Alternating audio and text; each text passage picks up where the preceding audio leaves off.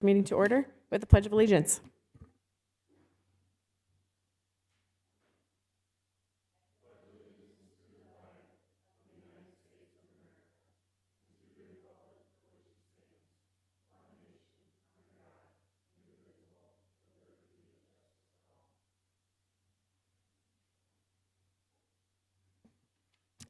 Item number 3 on the agenda is an invitation for a citizen to schedule time on the commission agenda for an item not listed, and nobody has signed in this morning, so we will move on to item 4, approval of the agenda.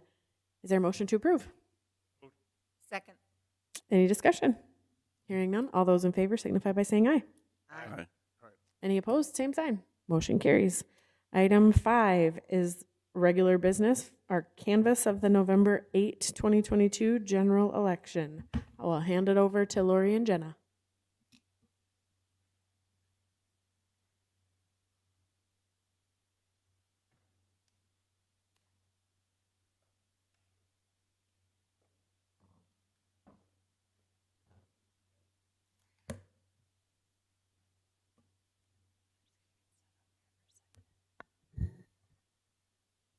While she's setting up, I've got people I want to thank, so this is going to take just a couple minutes. I want to thank so much easier for me. I don't have to worry about what's getting done, the laws, the timelines. So she's on top of everything and really takes pride in the election, so I want to thank her. Kim, who did a great job backing up the election process, filling in, answering calls, troubleshooting, finding out the technical things like getting the scraps of paper out of the machine. Jennifer Beller down in the office, Sean Plowman, who has helped us out with everything. But the election workers themselves, they put in extremely long days. I won't name each of them, but even with the absentee, we had a record number of absentees this year. And so I really want to thank those guys. They put in a lot of hours. Of course, all those people who worked on the absentee board that day. Dick Peterson, he provided popcorn again, and I hear the ladies were just waiting for that to show up. So that brightened their day. Zeno Wicks also helped provide snacks for after the election day was done, so that was great. Let's see, what else do I have? I don't want to miss anybody. Oh, the commissioners. Commissioners, I want to really thank you guys. We appreciated that you took the time to come and watch the process, learn more about it.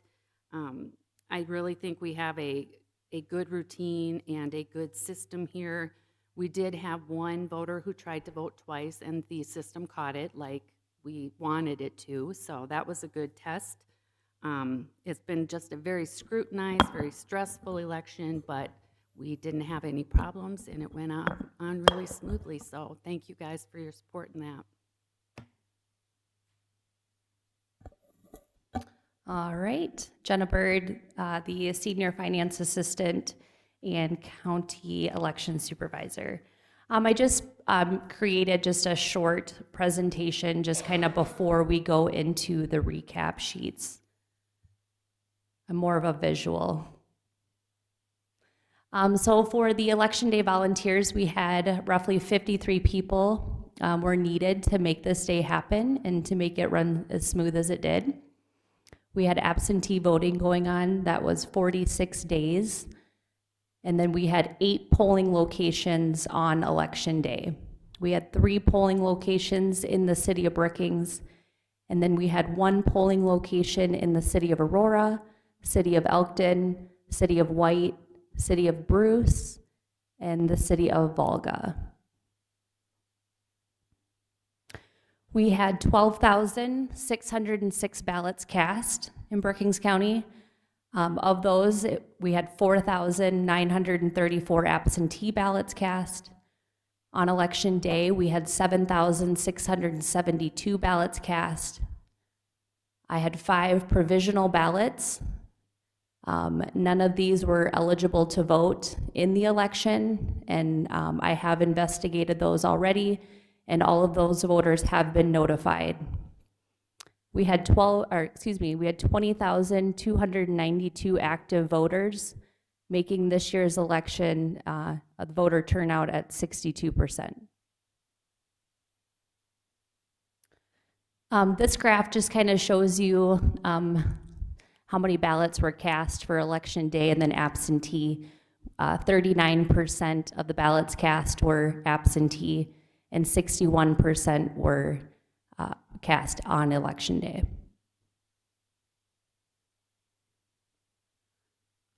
This is just a graph that kind of shows you the election turnout over the years. In 2022, we had a 62% voter turnout. In the 2020 election, we had a 74% voter turnout. In 2018, we had a 62% voter turnout. In 2016, we had a 69% voter turnout. And then in 2014, we had a 54% voter turnout. As you can see in 2020, it is much higher. I believe that it's because the Secretary of State's office decided to, during the COVID pandemic, mail every single voter or every single registered voter an absentee ballot application form along with a free returned envelope. And so I think a lot of people took that advantage to complete the application, turn it into our office, and just vote that way. I think that's why you see a higher turnout. And it was a presidential election. Canvass duties, we are to verify the results of the election. We're to do the certification of the provisional ballots. As I stated, we had 5 provisional ballots. I have already investigated those and determined those voters not eligible to vote in this election, and I have already notified those voters. We are to declare the results and make an abstract of the results.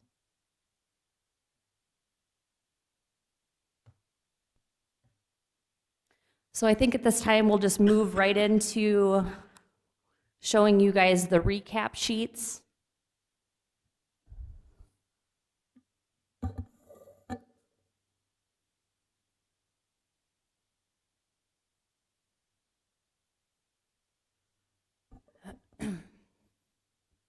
In the bright orange, these are the recap sheets that are used by the absentee board and the polling locations. It's going to show you how many ballots they received by our office, any additional ballots that received throughout the day, with the total. And then they've got the number of voters highlighted on the poll list. As you can see, the absentee board brought to us the ballots to be counted on election night were 4,934. I have included number 8 and number 9. I've included unstamped ballots because the tabulator, is now programmed to reject and not count any ballots that are not stamped. So as you can see, the total number of ballots to be counted stated by the resolution board was 4,934. The tabulator, as you can see, total ballots cast was 4,933, but we had 1 ballot in there that was completely blank. That does count. It's just a blank ballot. So that total is 4,934 ballots. So they were spot on.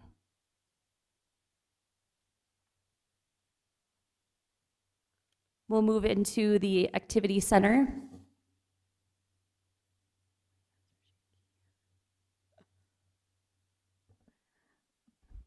Again, the activity center said in number 12 that the ballots to be counted on election night is 1,761. The tabulator read 1,760 ballots. As you can see in number 13, the unstamped ballots, the activity center did have 1 ballot that was not stamped. So that does not count. So the ballots to be counted was 1,760. So the activity center was spot on.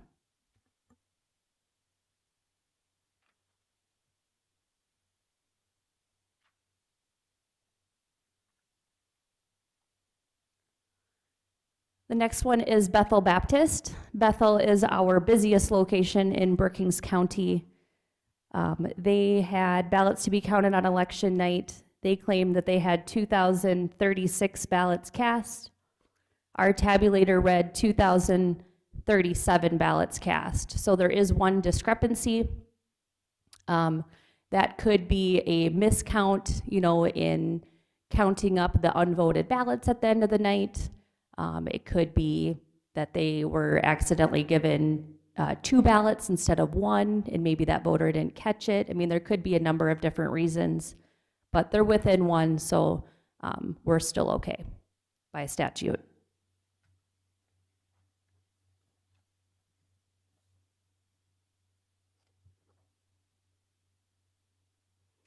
The next one is Holy Life Tabernacle. This location is becoming busy. This is one of our newer locations, but I think with the growth that we're seeing on the south side of town, the southwest side of town, it is picking up. So it is nice to see that people are utilizing that location. Holy Life Tabernacle said that there were 911 ballots to be counted on election night. The tabulator also read 911 ballots, so they were spot on.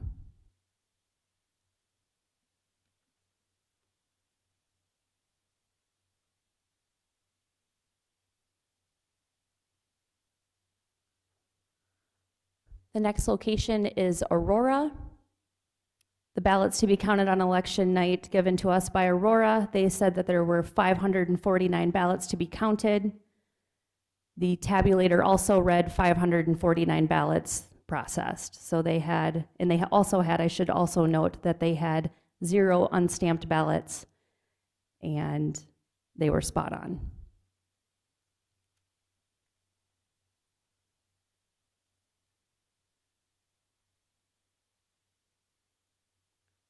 The next location is Elkton.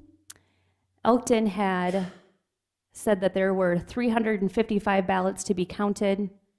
The tabulator also read 355 ballots to be counted. They also had 0 unstamped ballots.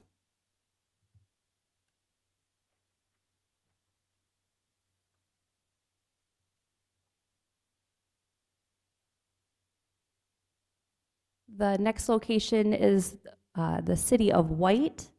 The City of White said that there were 507 ballots to be counted on election night. The tabulator also had 507 ballots processed through it. The City of White also had 0 unstamped ballots, so they were spot on.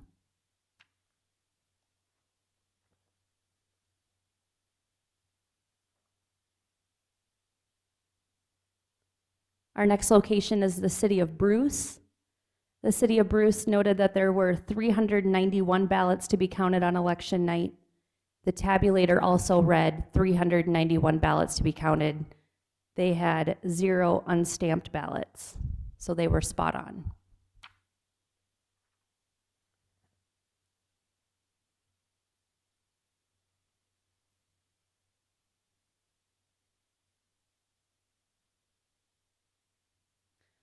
Our final location is the City of Volga. The City of Volga was very busy, and I do think that it's going to continue to stay busy because, as you remember, we've closed down the City of White, our Sinai location and the Arlington location, so I think that's one of the reasons why they are so busy. Volga said that there were 1,162 ballots to be counted on election night. The tabulator also processed 1,162 ballots. They had 0 unstamped ballots, and so they were spot on. I will note, since I did kind of forget to say on a couple of them, out of all of the ballots that we had cast, there was only 1 unstamped ballot.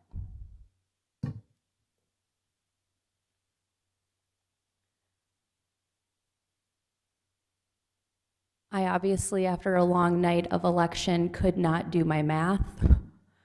The total ballots cast on this one is 12,605, but as you can see, we had 1 blank ballot go through.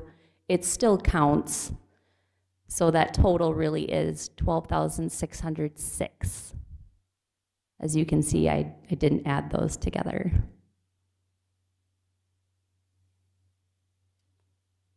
Does anybody have any questions so far?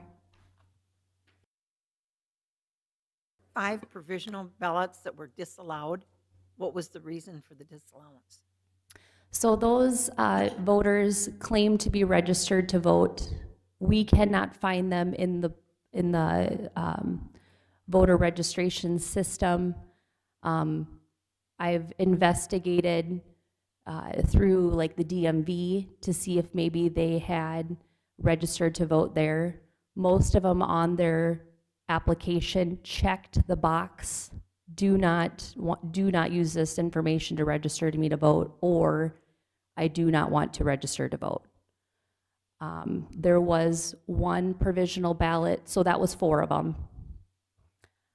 One of the voters was a provisional. They voted provisional because they claimed that they did not vote. We had on record that they voted absentee. They claimed that they did not vote absentee. And so the superintendent, and we train them to do this because we don't want to get combative with the voters. And so we say, this is what we have on record. If you disagree, you can vote a provisional ballot. This ballot is not counted on election night, but instead of just turning them away completely and, disregarding their comments, we offer them to vote provisionally until I can do some more investigation. After the election, I personally went downstairs, pulled that absentee envelope. It was signed by the voter. They had used a personal identification affidavit as their ID, and I did go dig that up, and it was signed by the voter. So some people, whether it was intentional or not, maybe they forgot, or maybe they were trying to test the system. But either way, we caught it, so we're happy about that. And that voter was notified. And that matter's been turned over to my office for possible criminal investigation. So I'm handling that. Yes.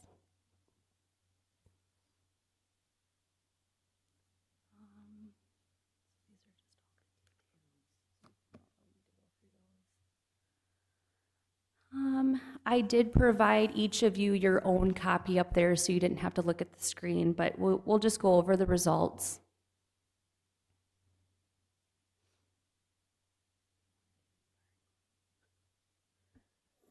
So thank you, Stacy. Again, as I said,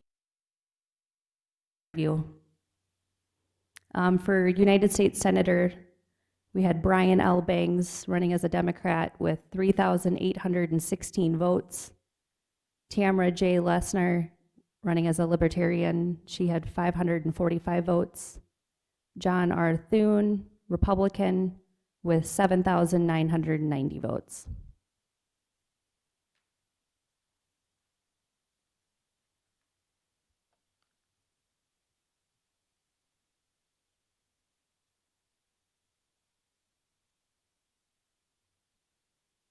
United States Representative Colin Duprell, is a Libertarian, had 2,757 votes cast. Dusty Johnson, Republican, had 8,783 votes cast.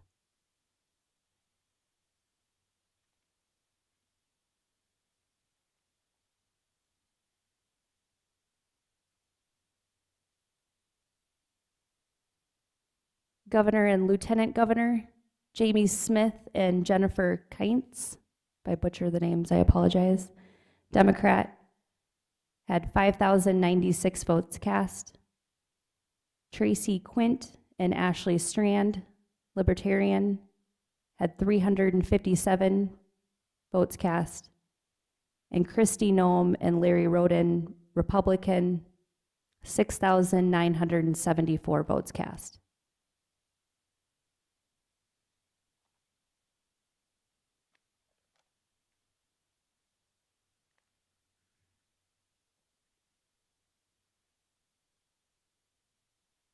Secretary of State Thomas A. Kuhl, Democrat, had 4,861 votes cast. Monet Johnson, Republican, had 6,874 votes cast.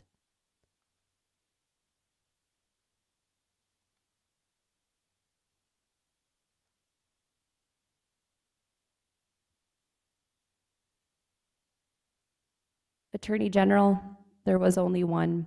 Marty J. Jackley, Republican, he had 8,904 votes cast.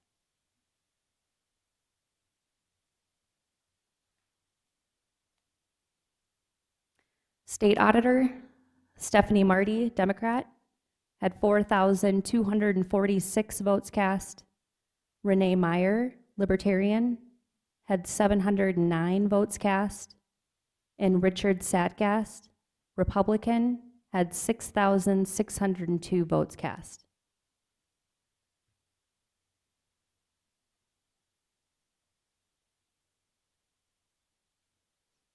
State Treasurer, John Cunningham, Democrat, had 4,356 votes cast. Josh Hader, Republican, had 7,096 votes cast.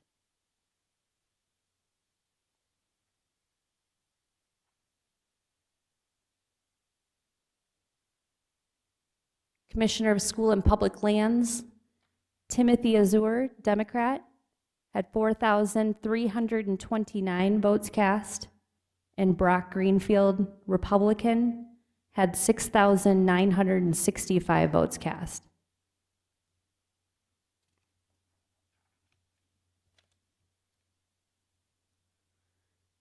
Public Utilities Commissioner, Jeffrey Barth, Democrat, had 4,013 votes cast, and Chris Nelson, Republican, had 7,605 votes cast.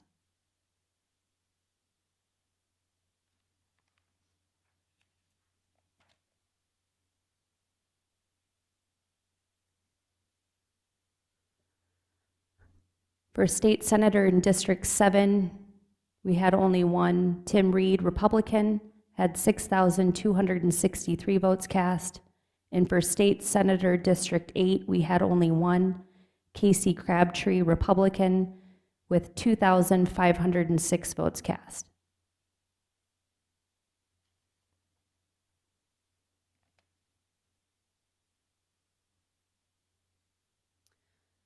State Representative District 7, we had Cole Sartell, Democrat, with 3,431 votes cast.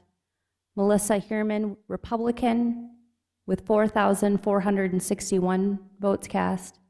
And Roger DeGroot, Republican, with 4,980 votes cast. State Representative District 8, we had Tim Reish, Republican, with 1,762 votes cast, and John Mills, Republican, with 2,211 votes cast.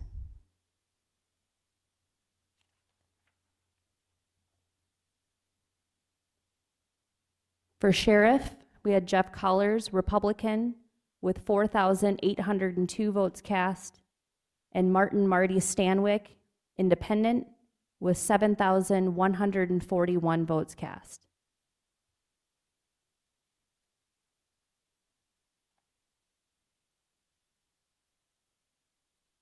County Commissioner at Large, we had Sean Hostler, Republican, with 4,743 votes cast.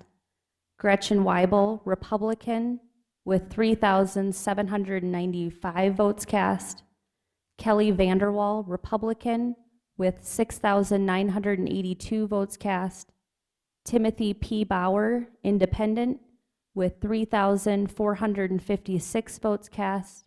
And Larry Jensen, Independent, with 6,169 votes cast.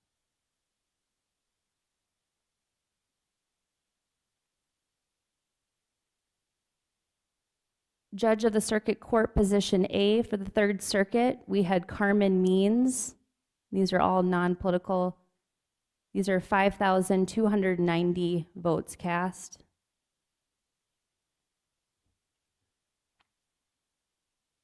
Judge of the Circuit Court, Position B in Third Circuit, we had Don M. Elshier, non-Republican or non-political, with 5,212 votes cast.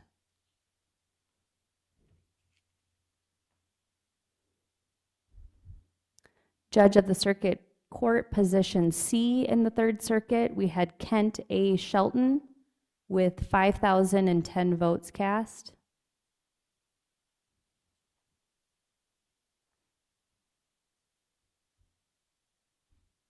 Judge of the Circuit Court, position D in the Third Circuit, we had Gregory J. Stoltenberg with 5,646 votes cast.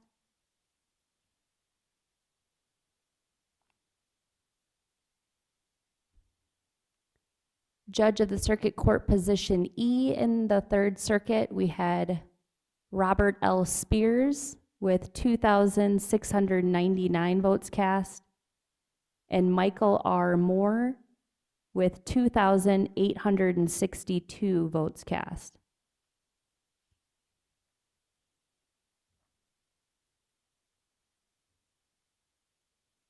Judge of the Circuit Court, position F in the Third Circuit, we had Patrick Party with 4,931 votes cast.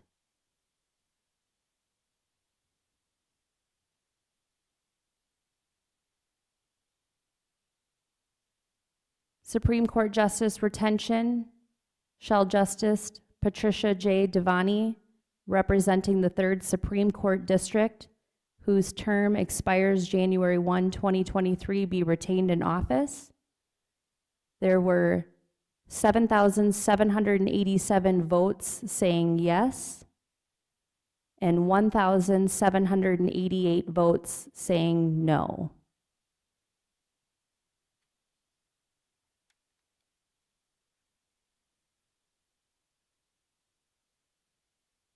Supreme Court Justice retention, shall Justice Mark E. Salter, representing the Second Supreme Court District, whose term expires January 1, 2023, be retained in office.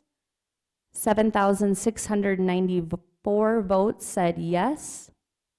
1,758 votes said no.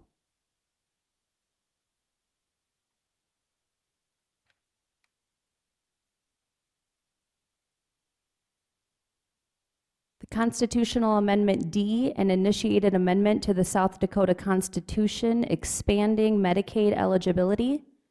6,985 voted yes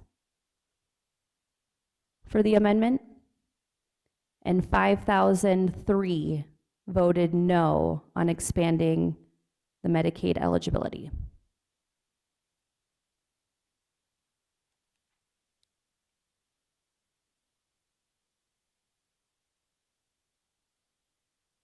Initiated Measure 27, an initiated measure legalizing the possession, use, and distribution of marijuana.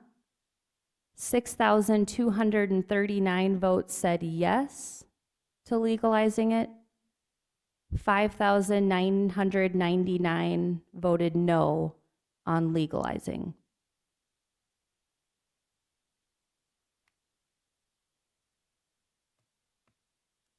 That is all we have for the results.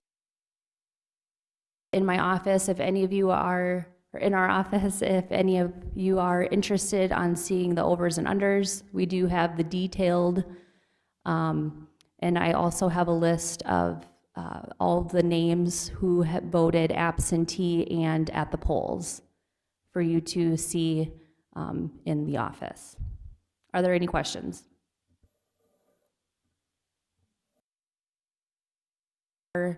On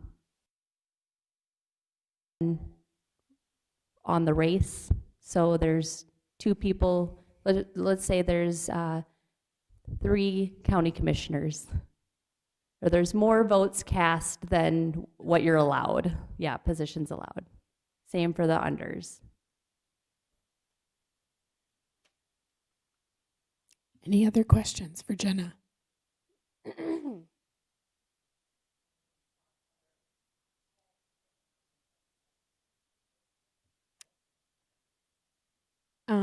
I think we could do our motion and then approve that canvassing, and then we can have comments afterwards, if that's all right. All right. So Is there a motion to approve the November 8, 2022 election canvass results? Move approval. Second. All right, any discussion? Hearing none. Call the roll, please. Pierce, Bartley, Aye. Jensen, Aye. Krogman, Aye. Boersma. Great. And I'll open it up for personal privilege comments at this point. Want to say, since I won't be here in 2 years when the next election is held, that our staff did an amazing job. And we need to provide them with a better facility for doing the work. The physical layout that they're working in with the tabulator, the resolution committee, the spreading out of the ballots, all of that kind of thing, they don't have enough room really to be comfortable in the space to do the important work that they're doing.